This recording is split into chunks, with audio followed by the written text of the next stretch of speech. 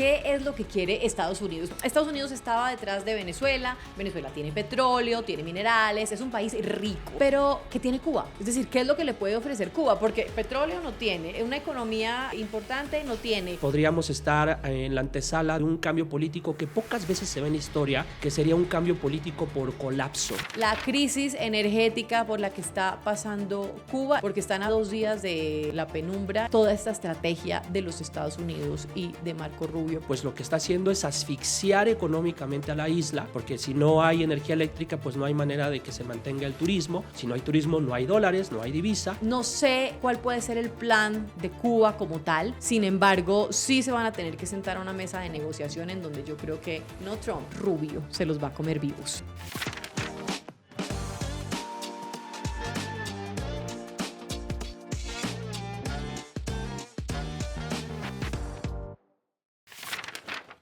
Rafael Morales, qué gusto, nuevamente estamos aquí en Político Latam, el podcast. Qué placer, siempre. Hola, hola, Claudia, pues el gusto es mío, como siempre. ¿Cómo viste a Bad Bunny ahora en el Super Bowl?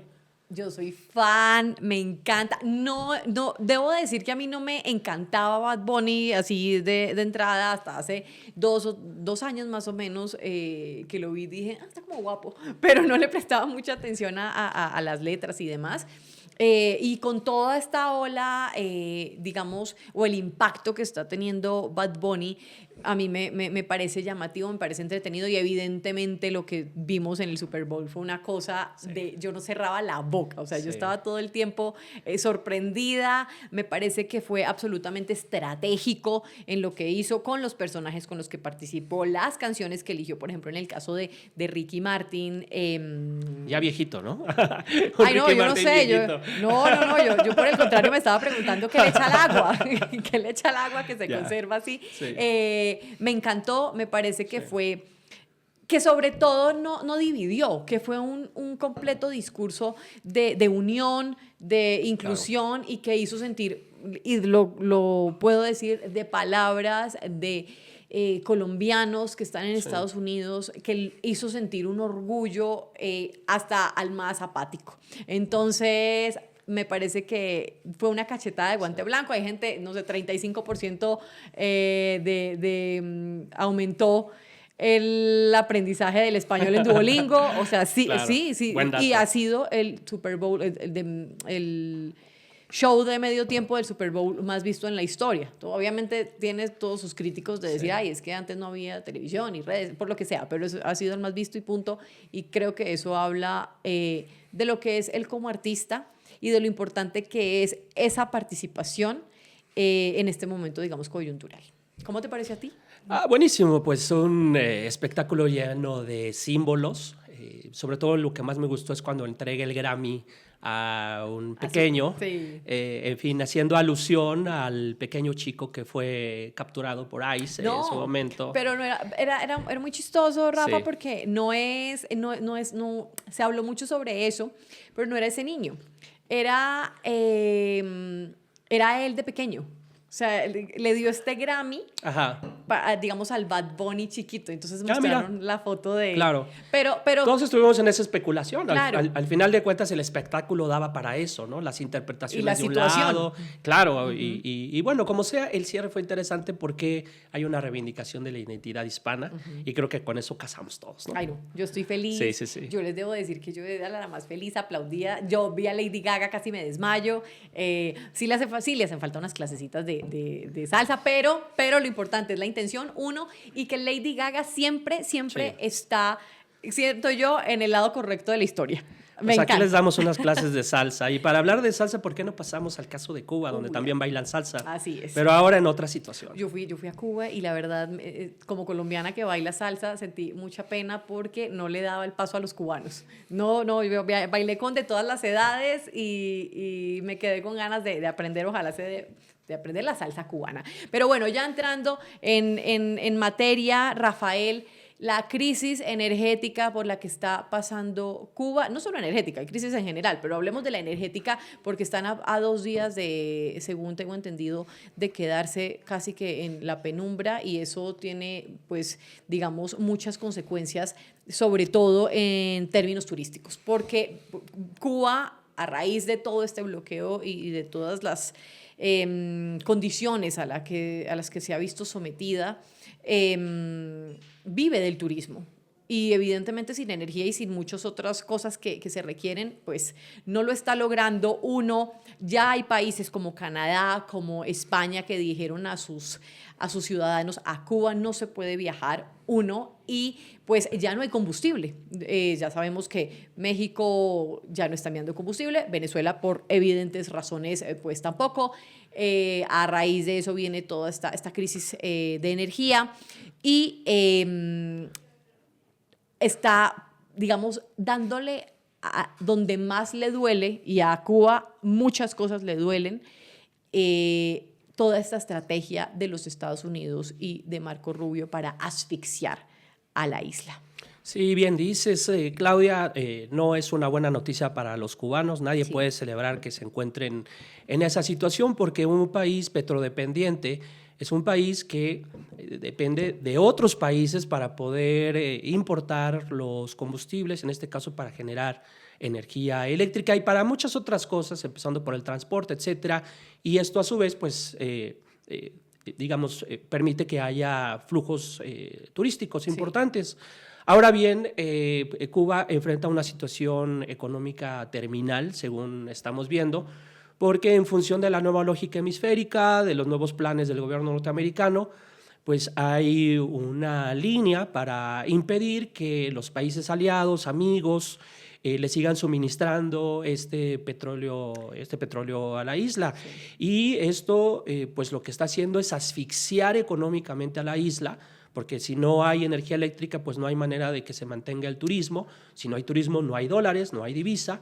Entonces es como un ciclo perverso donde pues las propias deficiencias del modelo económico cubano, que siempre ha sido bastante ineficaz, pues terminan por hacer agua en este nuevo contexto histórico. Pero la pregunta que todos nos hacemos es: ¿qué es lo que quiere Estados Unidos? Porque uno dice, bueno, listo, Estados Unidos estaba detrás de Venezuela, Venezuela tiene petróleo, tiene minerales, es un país rico, por un lado. Por otro, también toda la cuestión ideológica y la necesidad de, en este nuevo plan de seguridad de los Estados Unidos, pues de no tener estos satélites y estos países que pueden ser un conflicto para los objetivos puntuales en términos de seguridad, de migración, etcétera.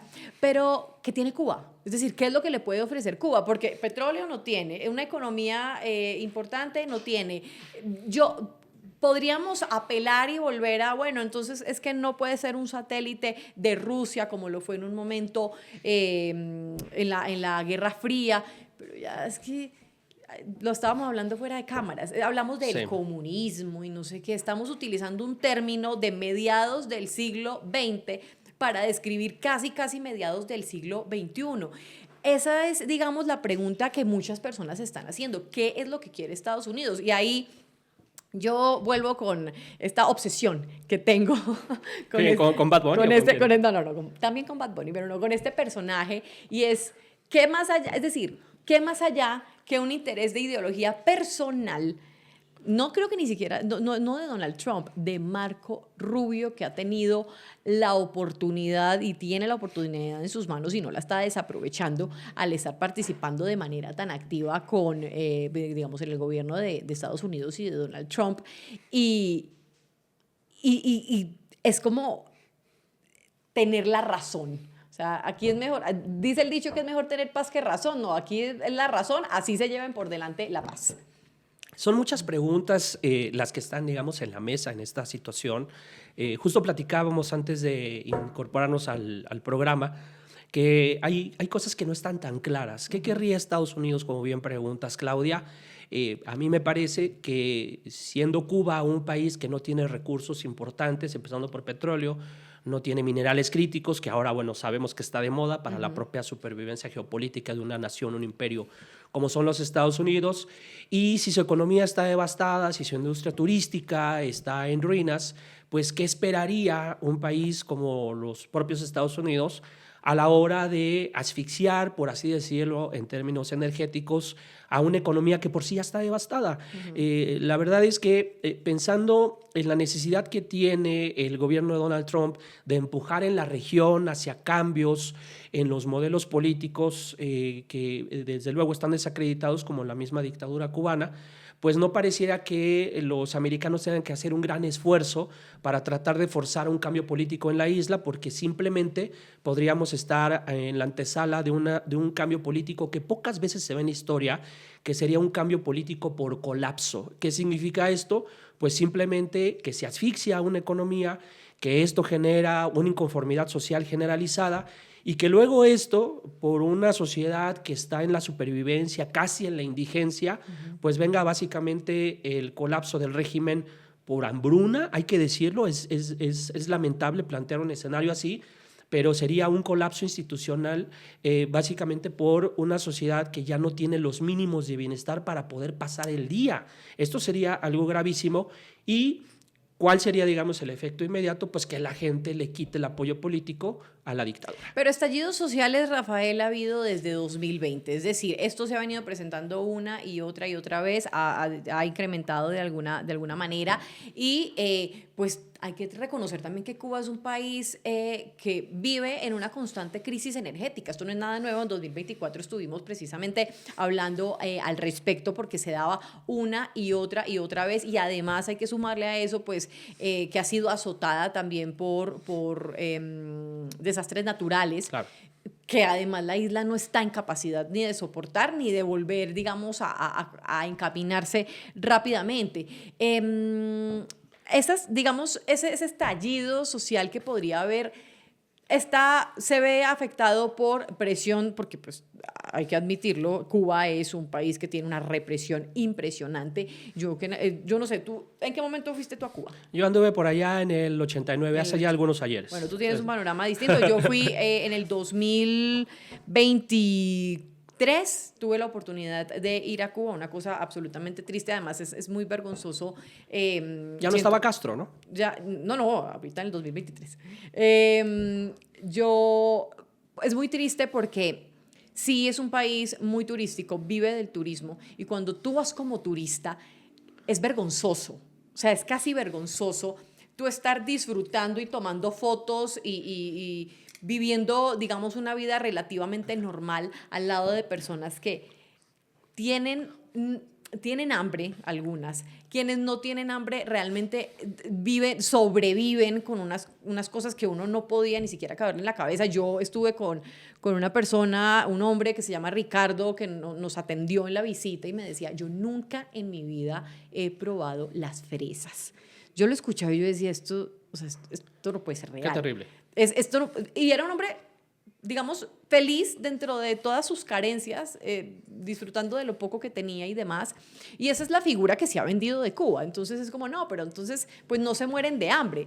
Bueno, no se mueren de hambre, pero ¿cuáles son realmente las condiciones y los derechos y las oportunidades que hay en un país así? Entonces, hablamos de este estallido social. Se han venido presentando después de 2020, pero Cuba es un país que ha aguantado durante décadas muchísimas presiones. ¿Qué puede ser lo que cambia ahorita? Sí. Sé que la presión es muy poderosa porque pues al no tener, digamos, gasolina, petróleo, desde Venezuela y desde México, pues ya estamos viendo las consecuencias. Han aguantado un poco más de un mes.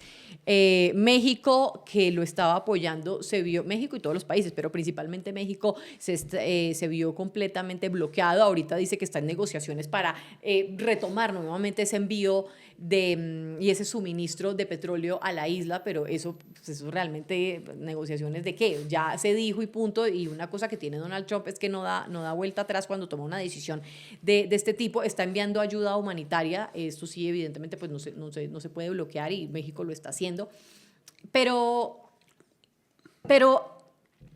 ¿cómo se va a sostener? Es decir, ¿cómo, si no es negociando con Estados Unidos? Díaz-Canel, que además Díaz-Canel está diciendo, yo sí voy a negociar con Estados Unidos, o hay, digamos, esta disposición, pero no bajo sus condiciones, no bajo sus términos. Es imposible. Y Donald Trump solo negocia bajo sus condiciones imposible, y sus términos. Hay una palabra que se utiliza en contextos militares que es capitular. Es simplemente asumir una posición políticamente razonable cuando se sabe que uno ya no tiene posibilidades para seguir un combate, mantener la defensa ante ciertas hostilidades. El asunto es que no solo hay una suerte de cerco energético. El año pasado México estuvo enviando cerca de 12,000 barriles diarios de petróleo a la isla, que representan algo así como el 44% de las importaciones del petróleo cubano. Imagínate, Claudia, digamos la importancia. Pues ahora México suspende el envío de este energético, naturalmente auspicios de los propios americanos, en esta nueva lógica hemisférica de la que tanto hemos hablado, pero hay otros cercos que se están cerrando. Se acaba de cerrar, por ejemplo, la salida, diplomática. El gobierno de Nicaragua acaba de prohibir la entrada de los cubanos a su país. Sí. Se acabaron las facilidades para tener pasaportes. Y ahora Venezuela. Ahora, en el caso de Venezuela, también acaba de cerrar esa posibilidad. Entonces, se trata básicamente, de acuerdo a lo que se ve, de una estrategia mucho más amplia que no se reduce exclusivamente a presionar a los países para que dejen de suministrar el petróleo, sino que va más allá. Entonces, ¿qué es lo que presumiblemente puede pasar?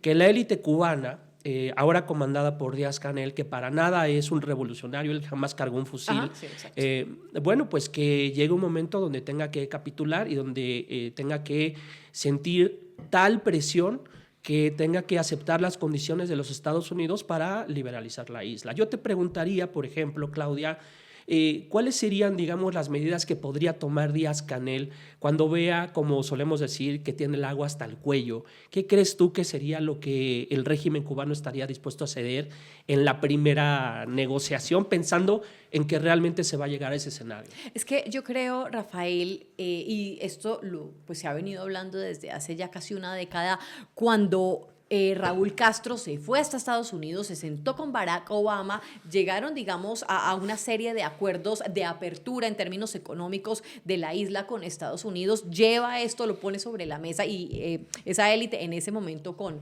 Fidel Castro le tiraron la puerta. Esto fue además un cachetadón para Raúl Castro y esto generó, se dice, una ruptura dentro del grupo, dentro de este grupo. Y yo creo que esa ruptura se ha podido saldar levemente a lo largo de estos años por el apoyo que tenía de Venezuela, por el apoyo que tenía de México, etcétera, pero como ya no los tiene, siento yo que por ahí, por esa grieta, es por donde van a entrar la presión de los Estados Unidos, pero también va a haber una presión interna, una presión desde adentro, en donde se van a ver obligados a negociar. Ahora, ¿bajo qué términos? Yo no me atrevería a decirte. Yo creo que pues aquí es una pelea con tigre amarrado, de burro con tigre amarrado, de burro amarrado con tigre. Ahí no hay nada que hacer. Ahora, no sé cuál puede ser el plan de Cuba como tal.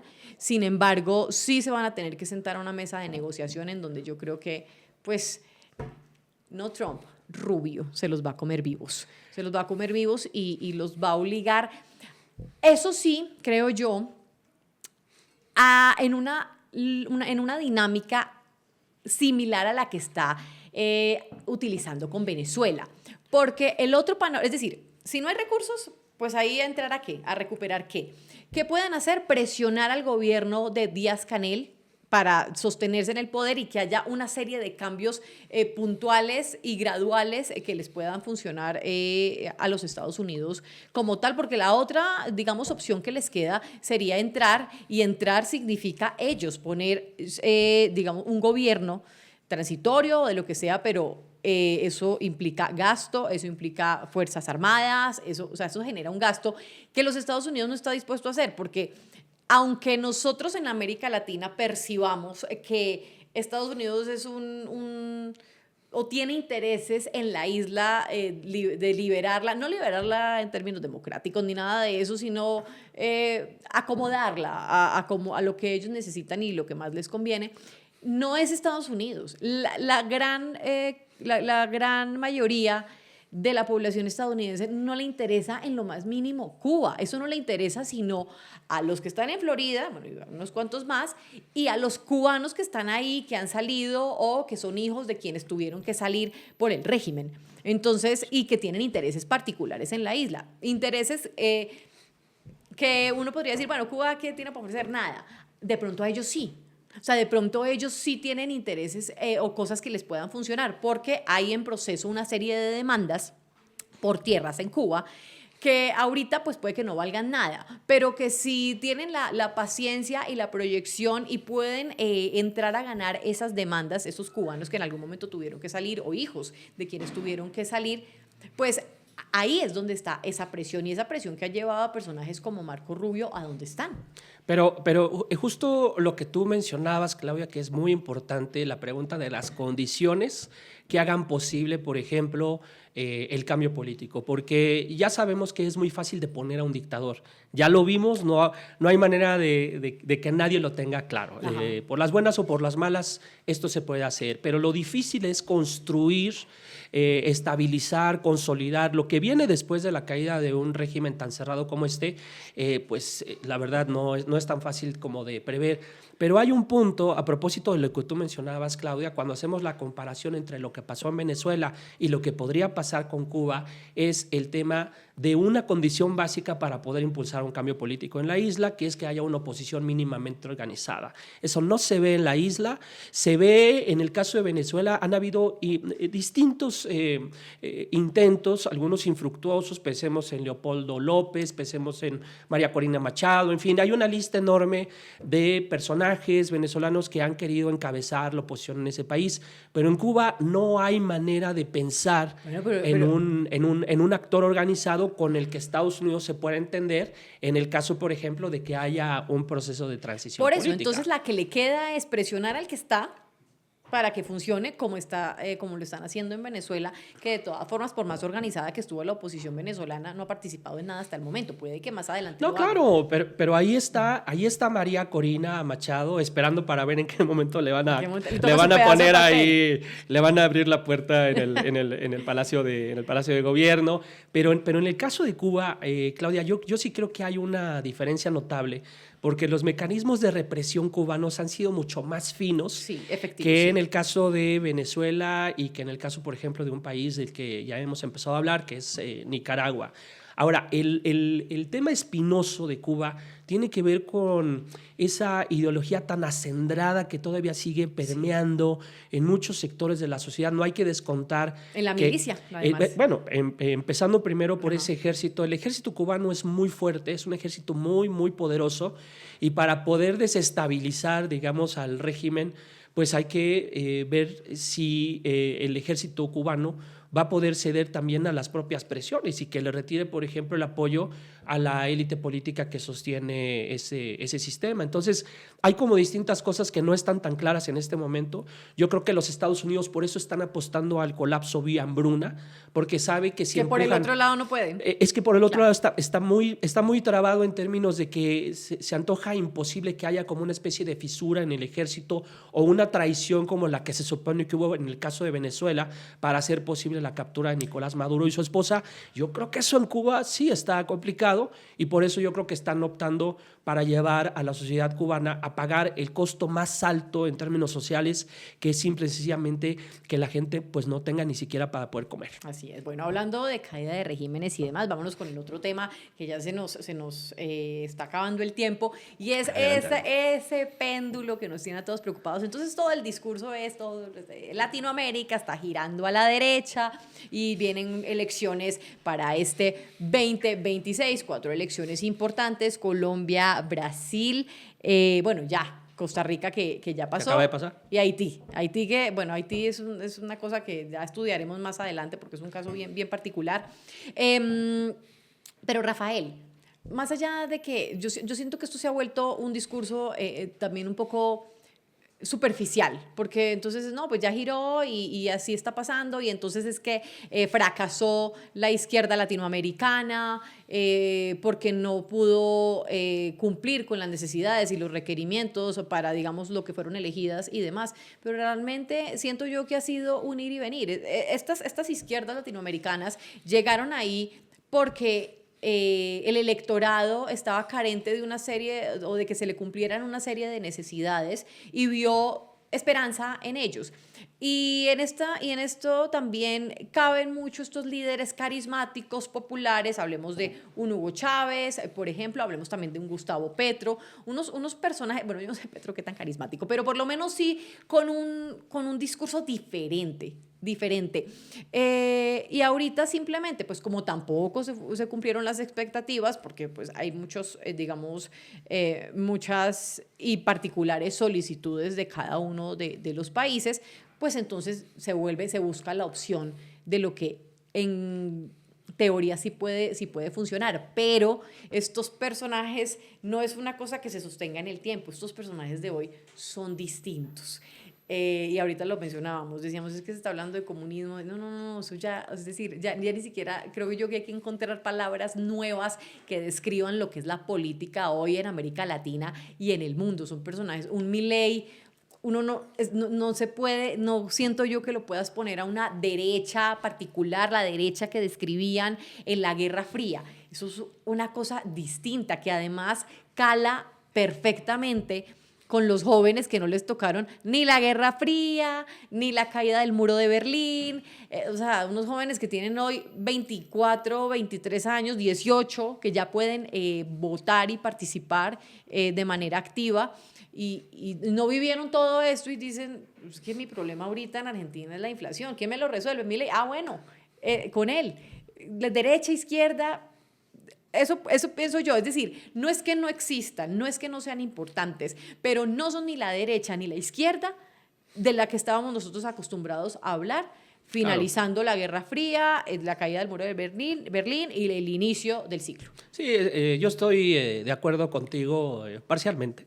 Ahorita te voy a decir cuál es mi punto de vista, pero no, es que, digamos, estamos ante distintos, digamos, distintos puntos de discusión, porque por un lado existe la percepción de que hay una especie como de movimiento pendular en la región, donde se pasa de gobiernos de izquierda, de derecha y viceversa, ¿no? Y eso a lo mejor para muchos puede ser prueba de que la democracia funciona, claro. Pero debemos de poner, digamos, en la mesa la idea de si estos movimientos pendulares se van a quedar, digamos, como muestra de cierta permanencia, de que la gente esté acostumbrada a estar cambiando de un bando a otro, de una elección a otra. Eso no lo sabemos, porque sí podemos estar seguros, pues, de que hay cierta inclinación hacia la derecha en algunos países, no en todos. Digamos pero sí en muchos. Digamos que 50-50, de acuerdo a como yo lo veo, si hacemos la contabilidad, pero lo que acabas de mencionar, por ejemplo, si nos atenemos a que la parte del electorado más joven está esperando a que se resuelvan problemas económicos inmediatos, y suponiendo que la economía global es lo menos estable que hay el día de hoy, pues entonces estamos planteando que la permanencia de estos mismos gobernantes va a ser igual de efímera que como podría ser lo efímero de la estabilidad económica internacional, con los cambios que hay en este momento, echando para atrás, por ejemplo, el proceso de globalización. Así que yo tendría un poco más de cautela en este punto.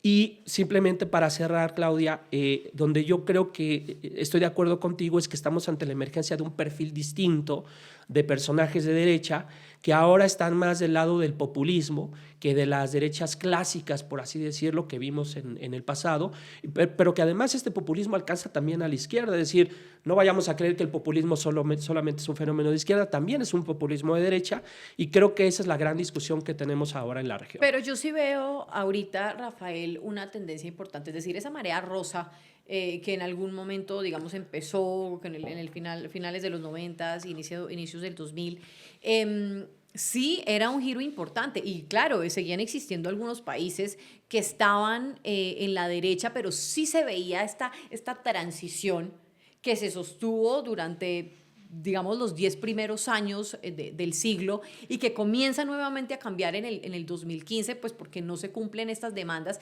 Y ahorita siento yo que estamos en los otros 10 años donde se está moviendo a la derecha por diferentes formas, evidentemente cambiando con la... digamos, el estilo de estos líderes, que ya quiero que hablemos de eso, porque pues nosotros no nos hubiéramos imaginado un Bukele a principios del 2000. De pronto por allá, es decir, no había nacido yo en ese entonces, pero en las dictaduras... Yo ya había nacido. Verás tú, en las dictaduras, sí estos personajes de mano dura, sí. Pero yo pienso, no sé, en el 2005 un Bukele y dices, no sé, eso no cabría, ahorita cupo perfectamente. Te imaginas un Milei que todo el mundo decía que era poco probable que llegara, porque era un tipo que pues, así a simple vista parece un loco, pero en medio de todo sí llegó y siento yo que tiene bastante conformes, no a todos, evidentemente, pero sí a muchos argentinos porque ha dado buenos resultados en términos económicos. Eso tiene sus aristas y demás, pero en términos generales lo ha hecho. Entonces, ¿qué es lo que tienen estos personajes particulares que calan también hoy, por lo menos en este momento? Digo en este momento porque ya vemos que pasada una década, en una década pueden pasar muchas cosas y entonces va cambiando, no, se va moviendo no solo el péndulo, sino que también se van moviendo y van transicionando estos personajes y estos estilos particulares que le funcionan en un momento al sistema y luego ya no. Sí, bueno, creo que es bastante complejo lo que estamos platicando, porque a la par de la emergencia de estos nuevos liderazgos, pues tenemos que la región en términos económicos pues enfrenta siempre enormes desafíos. La principal tarea de todo gobernante, sea de izquierda o de derecha, pues es mantener la estabilidad macroeconómica, y eso, palabras más, palabras menos, significa que la gente compre un kilo de arroz y que el precio sea el mismo en el año 2024 que en el año 2026. Sería lo ideal, ¿no? Que la inflación se mantenga más o menos estable. ¿Quién es más capaz para resolver este tipo de demandas, la izquierda o la derecha? En el caso, por ejemplo, de Bolivia, recuerdas que lo platicamos aquí, a Evo Morales le fue muy bien básicamente por una coyuntura internacional.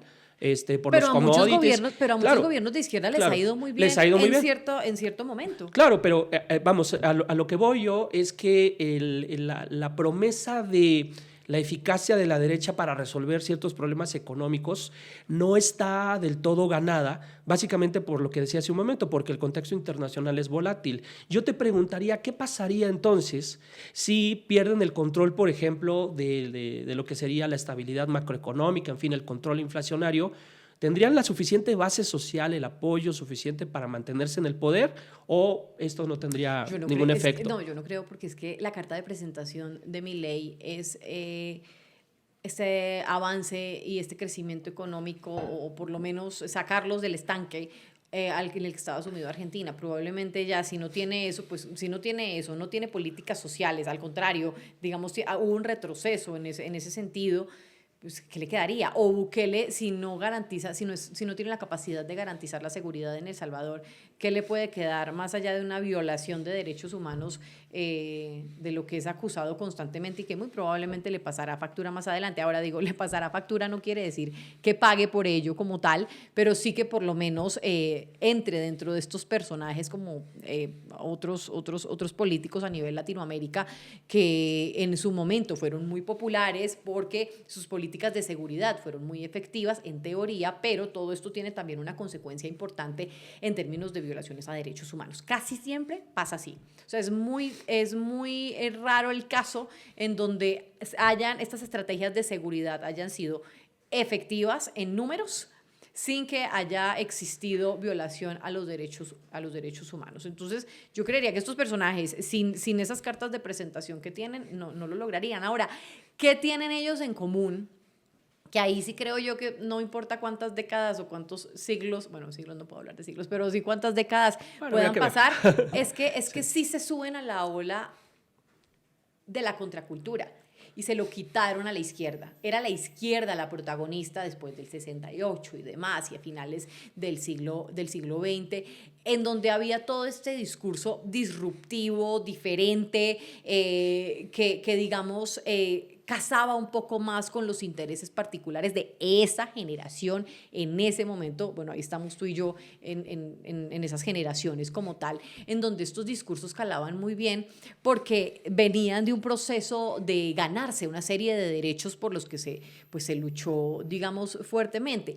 Estas nuevas generaciones pues ya tienen esos derechos, entonces digamos, no sabe cuánto vale, ya estoy como mamá, no sabe cuánto valió, y no es que los desconozcan y no es que no les importe, pero ya los dan por hecho. Ya los dan por hecho, entonces quieren otras cosas, quieren algo más, quieren seguridad económica, quieren seguridad también en términos de, digamos, de migraciones, que se pueda caminar por la calle, es decir, quieren mucho más.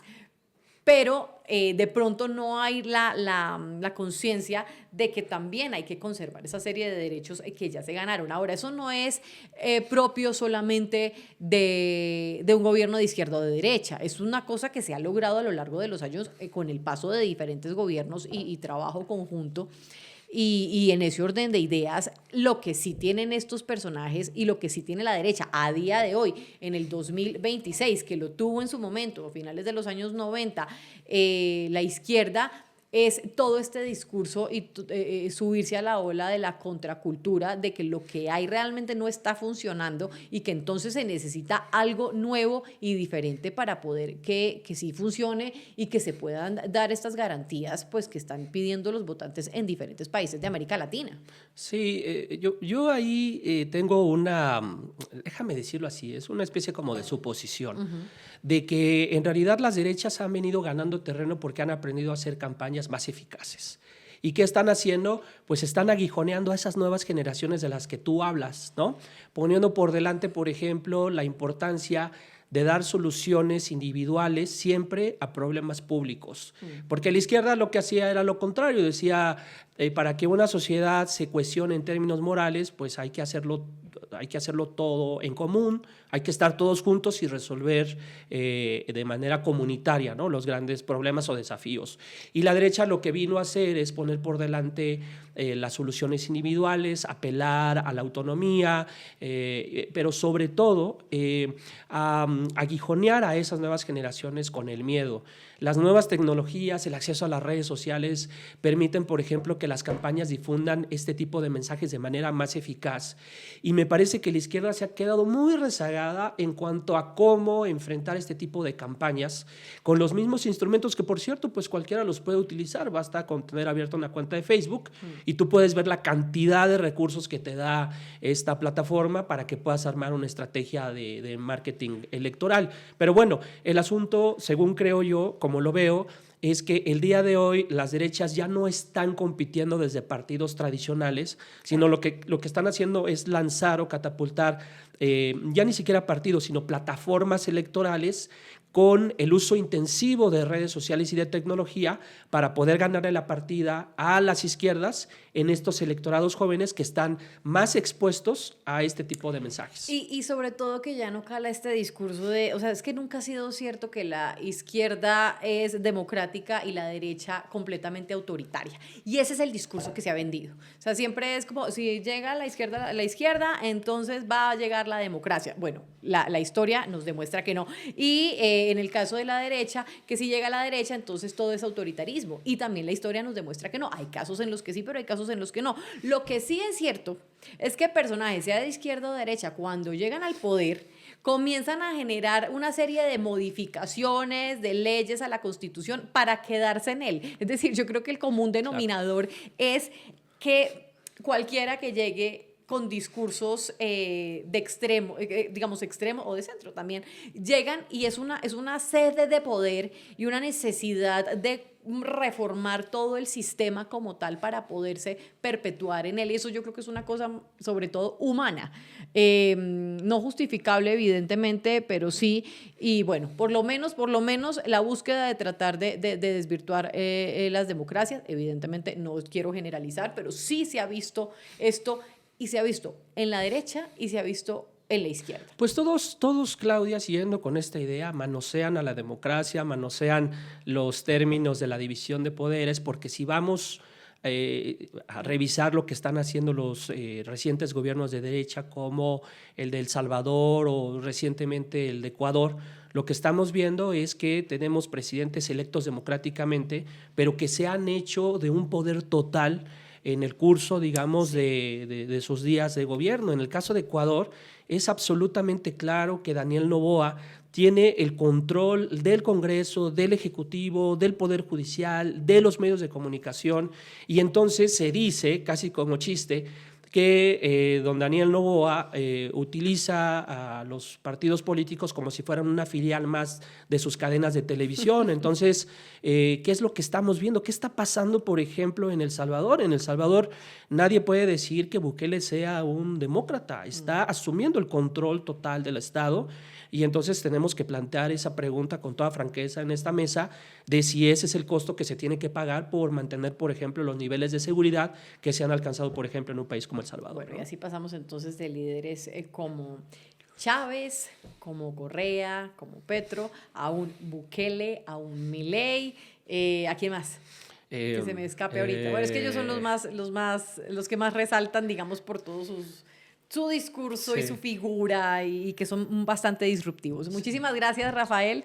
Gracias a ti, Claudia, como siempre un gustazo. Y voy a seguir escuchando a Bad Bunny. Yo estoy tratando de volver a ver el medio tiempo, pero no he podido. Okay. Gracias. Y gracias a ustedes también por habernos acompañado aquí en Político Latam, el podcast. Los invitamos para que nos sigan, para que den like, para que compartan, y nuestras redes sociales, Político-Latam. Nos vemos en un próximo capítulo.